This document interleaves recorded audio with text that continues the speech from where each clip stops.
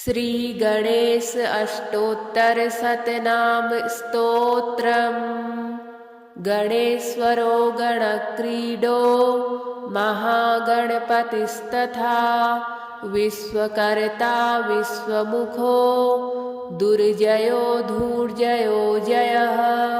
स्वरूपः सर्वनेत्राधि वासो वीरासनाश्रयः योगाधिपस्तारकस्थः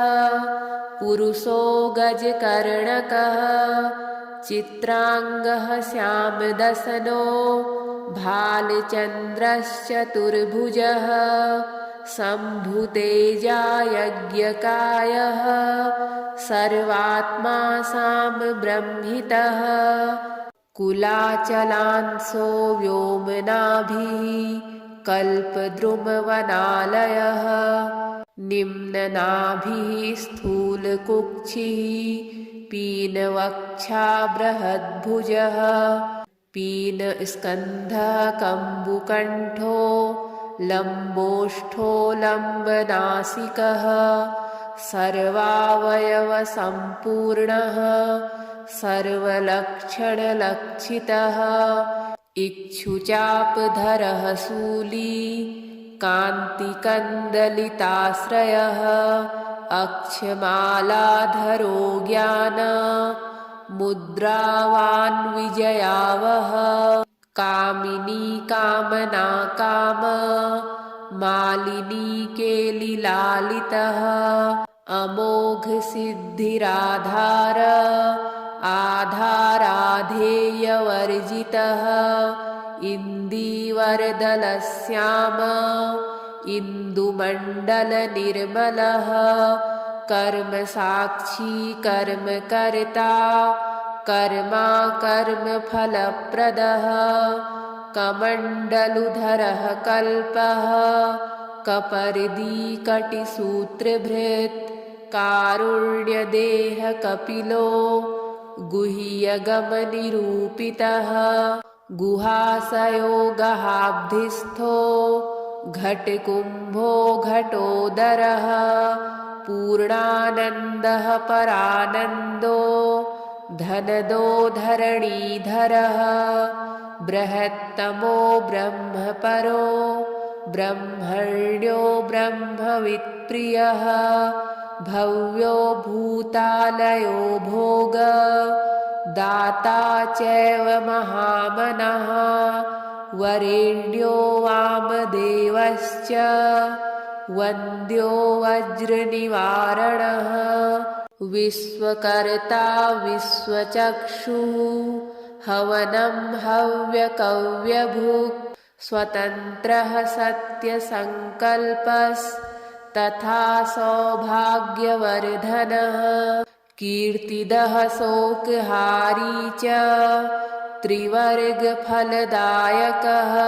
चतुर्बाहुश्चतुर्दन्तश्चतुर्थी तिथिसम्भवः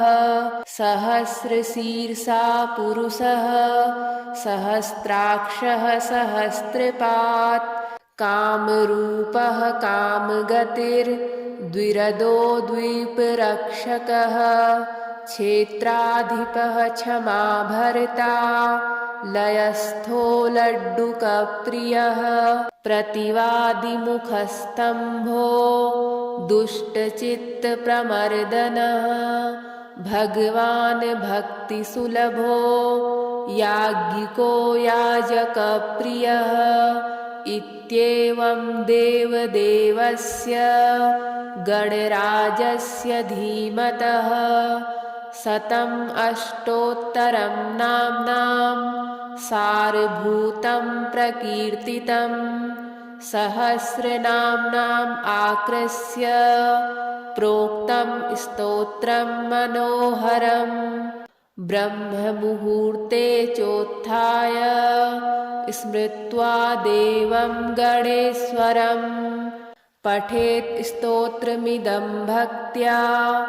गणराजः प्रसीदति गणेश्वरो गणक्रीडो महागणपतिस्तथा विश्वकर्ता विश्वमुखो दुर्जयो धूर्जयो जयः स्वरूपः सर्वनेत्राधि वासो वीरासनाश्रयः योगाधिपस्तारकस्थः पुरुषो गजकर्णकः चित्रांगः श्यामदसनो भालचन्द्रश्चतुर्भुजः शम्भुतेजा यज्ञकायः सर्वात्मा सामब्रह्मितः कुलाचलांसो व्योमनाभिः कल्पद्रुमवनालयः निम्ननाभिः स्थूलकुक्षिः पीनवक्षा बृहद्भुजः पीनस्कन्धः कम्बुकण्ठो लम्बोष्ठो लम्बनासिकः सर्वावयवसम्पूर्णः सर्वलक्षणलक्षितः इक्षुचापधरः शूली कान्तिकन्दलिताश्रयः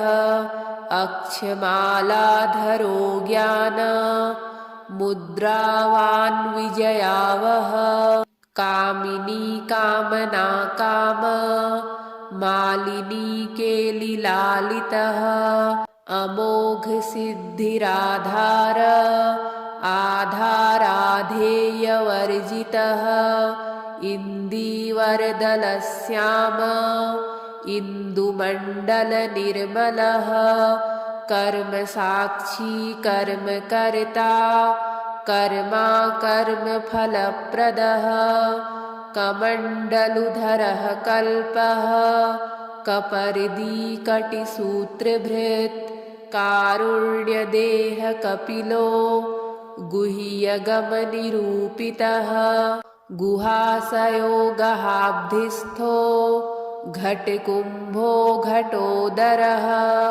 पूर्णानन्दः परानन्दो धनदो धरणीधरः बृहत्तमो ब्रह्मपरो ब्रह्मण्यो ब्रह्मवित्प्रियः भव्यो भूतालयो भोग दाता चैव महामनः वरेण्यो वामदेवश्च वन्द्यो वज्रनिवारणः विश्वकर्ता विश्वचक्षुः हवनं हव्यकव्यभुक् स्वतन्त्रः सत्यसङ्कल्पस्तथा सौभाग्यवर्धनः कीर्तिदः शोकहारी च त्रिवर्गफलदायकः चतुर्बाहुश्चतुर्दन्तश्चतुर्थी तिथिसम्भवः सहस्रशीर्षा पुरुषः सहस्राक्षः सहस्रपात् कामरूपः कामगतिर्द्विरदो द्वीपरक्षकः क्षेत्राधिपः क्षमाभर्ता लयस्थो लड्डुकप्रियः प्रतिवादिमुखस्तम्भो दुष्टचित्तप्रमर्दनः भगवान् भक्तिसुलभो याज्ञिको याजकप्रियः इत्येवं देवदेवस्य गणराजस्य धीमतः शतम् अष्टोत्तरं नाम्नां सारभूतं प्रकीर्तितं सहस्रनाम्नाम् आकृष्य प्रोक्तं स्तोत्रं मनोहरम् ब्रह्ममुहूर्ते चोत्थाय स्मृत्वा देवं गणेश्वरं पठेत् स्तोत्रमिदं भक्त्या गणराजः प्रसीदति गणेश्वरो गणक्रीडो महागणपतिस्तथा विश्वकर्ता विश्वमुखो दुर्जयो धूर्जयो जयः स्वरूपः सर्वनेत्राधि वासो वीरासनाश्रयः योगाधिपस्तारकस्थः पुरुषो गजकर्णकः चित्रांगः श्यामदसनो भालचन्द्रश्चतुर्भुजः शम्भुतेजा यज्ञकायः सर्वात्मा सामब्रह्मितः कुलाचलांसो व्योमनाभिः कल्पद्रुमवनालयः निम्ननाभिः स्थूलकुक्षिः पीनवक्षा बृहद्भुजः पीनस्कन्धः कम्बुकण्ठो लम्बोष्ठो लम्बनासिकः सर्वावयवसम्पूर्णः सर्वलक्षणलक्षितः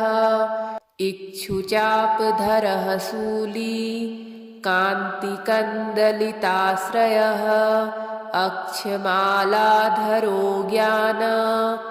मुद्रावान् विजयावः कामिनी कामना काम मालिनी केलिलालितः अमोघ सिद्धिराधार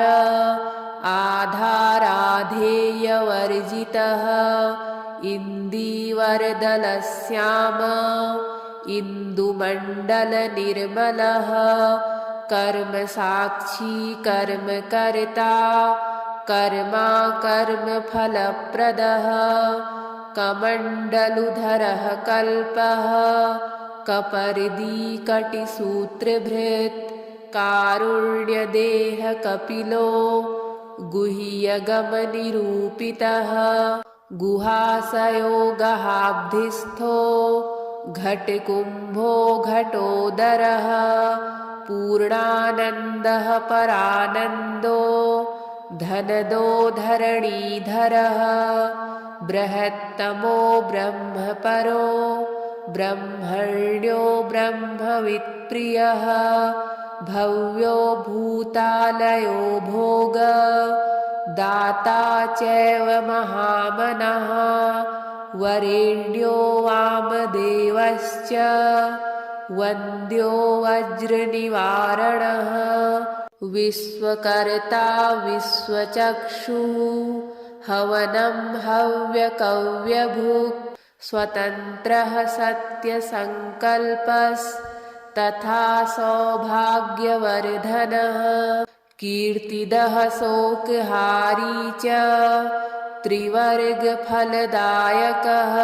चतुर्बाहुश्चतुर्दन्तश्चतुर्थी तिथिसम्भवः सहस्रशीर्षा पुरुषः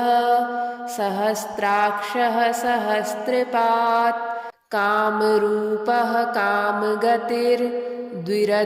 द्वीपरक्षकः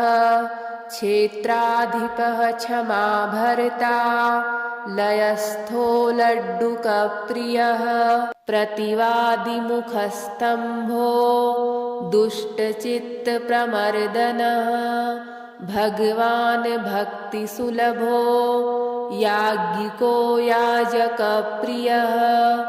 इत्येवं देवदेवस्य गणराजस्य धीमतः शतम् अष्टोत्तरं नाम्नां सारभूतं प्रकीर्तितं सहस्रनाम्नाम् आकृष्य प्रोक्तं स्तोत्रं मनोहरम् ब्रह्ममुहूर्ते चोत्थाय स्मृत्वा देवं गणेश्वरं पठेत् स्तोत्रमिदं भक्त्या गणराजः प्रसीदति गणेश्वरो गणक्रीडो महागणपतिस्तथा विश्वकर्ता विश्वमुखो दुर्जयो धूर्जयो जयः स्वरूपः सर्वनेत्राधि वासो वीरासनाश्रयः योगाधिपस्तारकस्थः पुरुषो गजकर्णकः चित्रांगः श्यामदसनो भालचन्द्रश्चतुर्भुजः शम्भुतेजा यज्ञकायः सर्वात्मा साम्ब्रह्मितः कुलाचलांसो व्योमनाभिः कल्पद्रुमवनालयः निम्ननाभिः स्थूलकुक्षिः पीनवक्षा बृहद्भुजः पीनस्कन्धः कम्बुकण्ठो लम्बोष्ठो लम्बनासिकः सर्वावयवसम्पूर्णः सर्वलक्षणलक्षितः इक्षुचापधरः शूली कान्तिकन्दलिताश्रयः अक्षमालाधरो ज्ञान मुद्रावान् विजयावः कामिनी कामना काम मालिनी केलिलालितः अमोघ सिद्धिराधार आधाराधेयवर्जितः इन्दीवरदलश्याम इन्दुमण्डलनिर्मलः कर्मसाक्षी कर्मकर्ता कर्मा कर्मफलप्रदः कमण्डलुधरः कल्पः कपर्दी कटिसूत्रभृत् कारुण्यदेह कपिलो गुह्यगमनिरूपितः गुहाशयो गहाब्धिस्थो घटकुम्भो घटोदरः पूर्णानन्दः परानन्दो धनदो धरणीधरः बृहत्तमो ब्रह्मपरो ब्रह्मण्यो ब्रह्मवित्प्रियः भव्यो भूतालयो भोग दाता चैव महामनः वरेण्यो वामदेवश्च वन्द्यो वज्रनिवारणः विश्वकर्ता विश्वचक्षुः हवनं हव्यकव्यभुक् स्वतन्त्रः सत्यसङ्कल्पस्तथा सौभाग्यवर्धनः कीर्तिदः शोकहारी च त्रिवर्गफलदायकः चतुर्बाहुश्चतुर्दन्तश्चतुर्थी तिथिसम्भवः सहस्रशीर्षा पुरुषः सहस्राक्षः सहस्रपात् कामरूपः कामगतिर्द्विरदो द्वीपरक्षकः क्षेत्राधिपः क्षमाभर्ता लयस्थो लड्डुकप्रियः प्रतिवादिमुखस्तम्भो दुष्टचित्तप्रमर्दनः भगवान् भक्तिसुलभो याज्ञिको याजकप्रियः इत्येवं देवदेवस्य गणराजस्य धीमतः शतम् अष्टोत्तरं नाम्नां सारभूतं प्रकीर्तितं सहस्रनाम्नाम् आकृष्य प्रोक्तं स्तोत्रं मनोहरम् ब्रह्ममुहूर्ते चोत्थाय स्मृत्वा देवं गणेश्वरं पठेत् स्तोत्रमिदं भक्त्या गणराजः प्रसीदति गणेश्वरो गणक्रीडो महागणपतिस्तथा विश्वकर्ता विश्वमुखो दुर्जयो धूर्जयो जयः स्वरूपः सर्वनेत्राधि वासो वीरासनाश्रयः योगाधिपस्तारकस्थः पुरुषो गजकर्णकः चित्रांगः श्यामदसनो भालचन्द्रश्चतुर्भुजः शम्भुतेजा यज्ञकायः सर्वात्मा साम्ब्रह्मितः कुलाचलांसो व्योमनाभिः कल्पद्रुमवनालयः निम्ननाभिः स्थूलकुक्षिः पीनवक्षा बृहद्भुजः पीनस्कन्धः कम्बुकण्ठो लम्बोष्ठो लम्बनासिकः सर्वावयवसम्पूर्णः सर्वलक्षणलक्षितः इक्षुचापधरः शूली कान्तिकन्दलिताश्रयः अक्षमालाधरो ज्ञान मुद्रावान् विजयावहः कामिनी कामना काम मालिनी केलिलालितः अमोघ सिद्धिराधार आधाराधेयवर्जितः इन्दीवरदलश्याम इन्दुमण्डलनिर्मलः कर्मसाक्षी कर्मकर्ता कर्मा कर्मफलप्रदः कमण्डलुधरः कल्पः कपर्दी कटिसूत्रभृत् कारुण्यदेहः कपिलो गुह्यगमनिरूपितः गुहाशयो गहाब्धिस्थो घटकुम्भो घटोदरः पूर्णानन्दः परानन्दो धनदो धरणीधरः बृहत्तमो ब्रह्मपरो ब्रह्मण्यो ब्रह्मवित्प्रियः भव्यो भूतालयो भोग दाता चैव महामनः वरेण्यो वामदेवश्च वन्द्यो वज्रनिवारणः विश्वकर्ता विश्वचक्षुः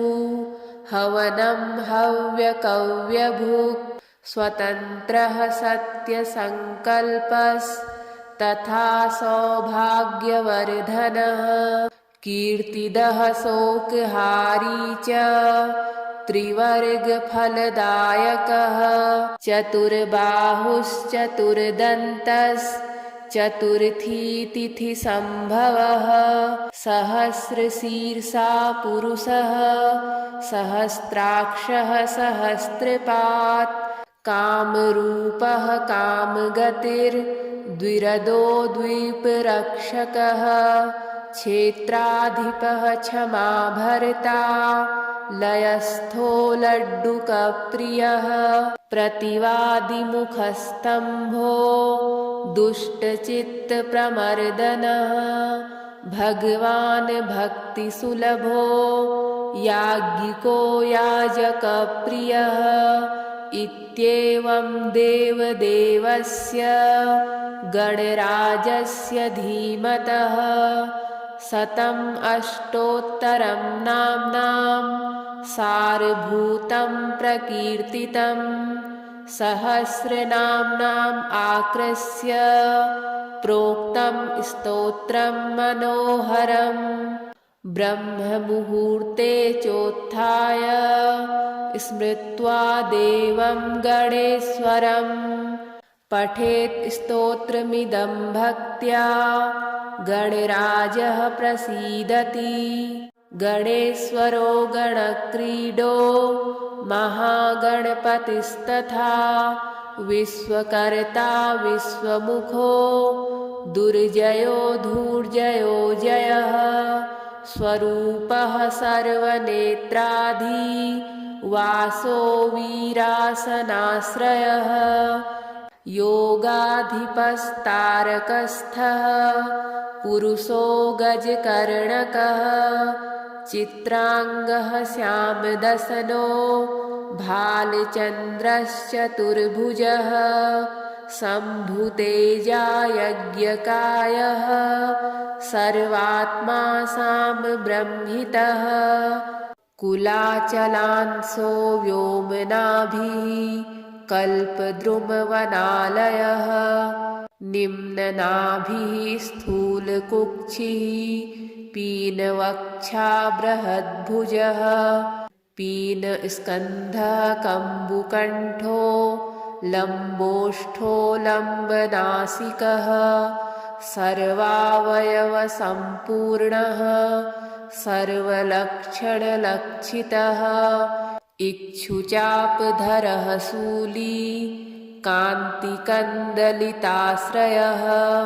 अक्षमालाधरो ज्ञान मुद्रावान् विजयावः कामिनी कामना काम मालिनी केलिलालितः अमोघ सिद्धिराधार आधाराधेयवर्जितः इन्दीवरदलश्याम इन्दुमण्डलनिर्मलः कर्मसाक्षी कर्मकर्ता कर्मा कर्मफलप्रदः कमण्डलुधरः कल्पः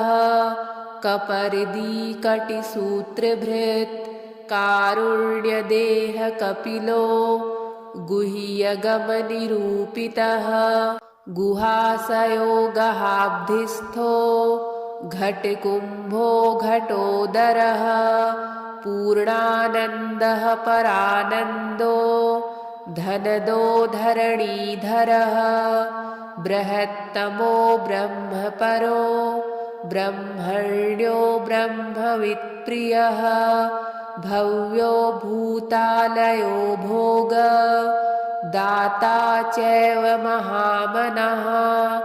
वरेण्यो वामदेवश्च वन्द्यो वज्रनिवारणः विश्वकर्ता विश्वचक्षुः हवनं हव्यकव्यभुक् स्वतन्त्रः सत्यसङ्कल्पस्तथा सौभाग्यवर्धनः कीर्तिदः शोकहारी च त्रिवर्गफलदायकः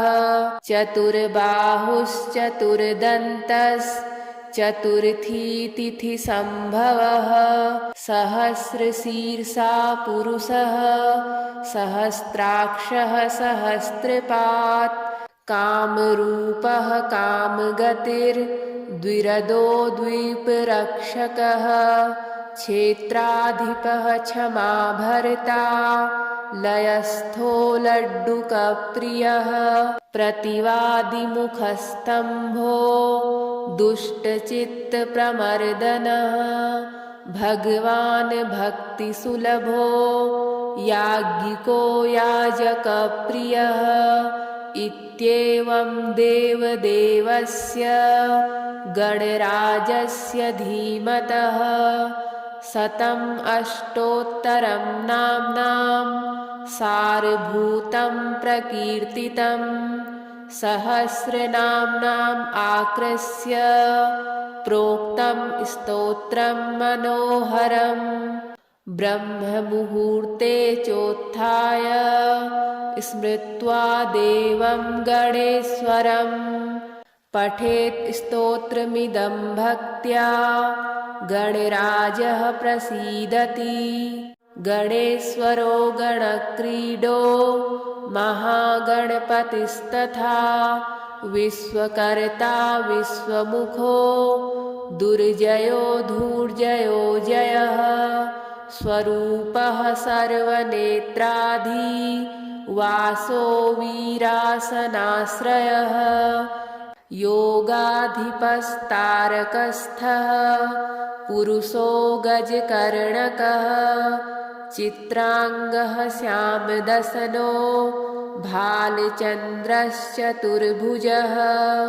शम्भुतेजा यज्ञकायः सर्वात्मा सामब्रह्मितः कुलाचलांसो व्योमनाभिः कल्पद्रुमवनालयः निम्ननाभिः स्थूलकुक्षिः पीनवक्षा बृहद्भुजः पीनस्कन्धः कम्बुकण्ठो लम्बोष्ठो लम्बनासिकः सर्वावयवसम्पूर्णः सर्वलक्षणलक्षितः इक्षुचापधरः शूली कान्तिकन्दलिताश्रयः अक्षमालाधरो ज्ञान मुद्रावान् विजयावह कामिनी कामना काम मालिनी केलिलालितः अमोघ सिद्धिराधार आधाराधेयवर्जितः इन्दीवरदलश्याम इन्दुमण्डलनिर्मलः कर्मसाक्षी कर्मकर्ता कर्मा कर्मफलप्रदः कमण्डलुधरः कल्पः कपर्दी कटिसूत्रभृत् कारुण्यदेहकपिलो गुह्यगमनिरूपितः गुहाशयो गहाब्धिस्थो घटकुम्भो घटोदरः पूर्णानन्दः परानन्दो धनदो धरणीधरः बृहत्तमो ब्रह्मपरो ब्रह्मण्यो ब्रह्मवित्प्रियः भव्यो भूतालयो भोग दाता चैव महामनः वरेण्यो वामदेवश्च वन्द्यो वज्रनिवारणः विश्वकर्ता विश्वचक्षुः हवनं हव्यकव्यभुक् स्वतन्त्रः सत्यसङ्कल्पस्तथा सौभाग्यवर्धनः कीर्तिदः शोकहारी च त्रिवर्गफलदायकः चतुर्बाहुश्चतुर्दन्तश्चतुर्थी तिथिसम्भवः सहस्रशीर्षा पुरुषः सहस्राक्षः सहस्रपात् कामरूपः कामगतिर्द्विरदो द्वीपरक्षकः क्षेत्राधिपः क्षमाभर्ता लयस्थो लड्डुकप्रियः प्रतिवादिमुखस्तम्भो दुष्टचित्तप्रमर्दनः भगवान् भक्तिसुलभो याज्ञिको याजकप्रियः इत्येवं देवदेवस्य गणराजस्य धीमतः शतम् अष्टोत्तरं नाम्नां सारभूतं प्रकीर्तितं सहस्रनाम्नाम् आकृष्य प्रोक्तं स्तोत्रं मनोहरम् ब्रह्ममुहूर्ते चोत्थाय स्मृत्वा देवं गणेश्वरं पठेत् स्तोत्रमिदं भक्त्या गणराजः प्रसीदति गणेश्वरो गणक्रीडो महागणपतिस्तथा विश्वकर्ता विश्वमुखो दुर्जयो धूर्जयो जयः स्वरूपः सर्वनेत्राधि वासो वीरासनाश्रयः योगाधिपस्तारकस्थः पुरुषो गजकर्णकः चित्रांगः श्यामदसनो भालचन्द्रश्चतुर्भुजः शम्भुतेजा यज्ञकायः सर्वात्मा सामब्रह्मितः कुलाचलांसो व्योमनाभिः कल्पद्रुमवनालयः निम्ननाभिः स्थूलकुक्षिः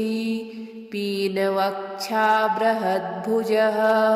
पीनस्कन्धः कम्बुकण्ठो लम्बोष्ठो लम्बनासिकः सर्वावयवसम्पूर्णः सर्वलक्षणलक्षितः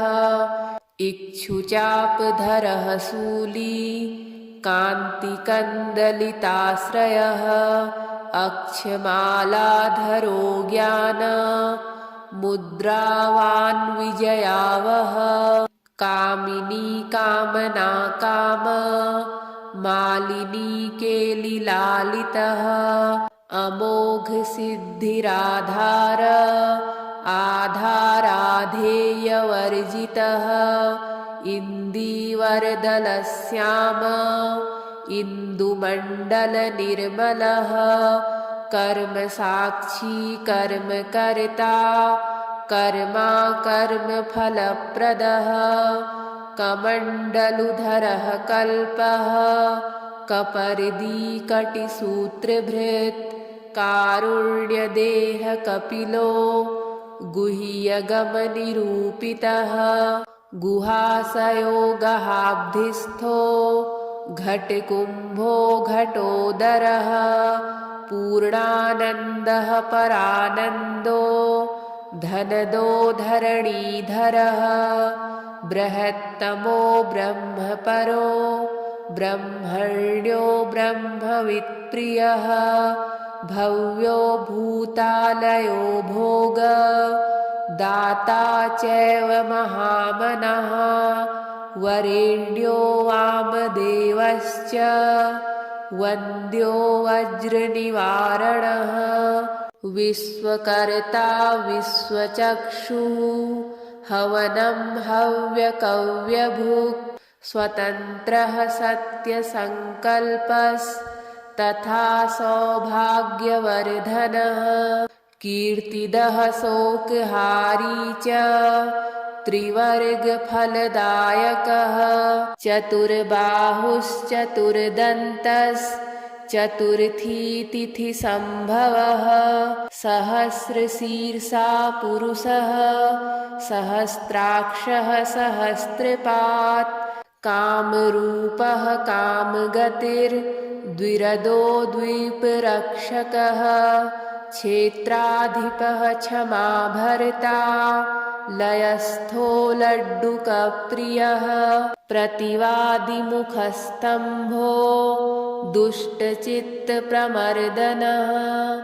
भगवान् भक्तिसुलभो याज्ञिको याजकप्रियः इत्येवं देवदेवस्य गणराजस्य धीमतः शतम् अष्टोत्तरं नाम्नां सारभूतं प्रकीर्तितं सहस्रनाम्नाम् आकृष्य प्रोक्तं स्तोत्रं मनोहरम् ब्रह्ममुहूर्ते चोत्थाय स्मृत्वा देवं गणेश्वरं पठेत् स्तोत्रमिदं भक्त्या गणराजः प्रसीदति।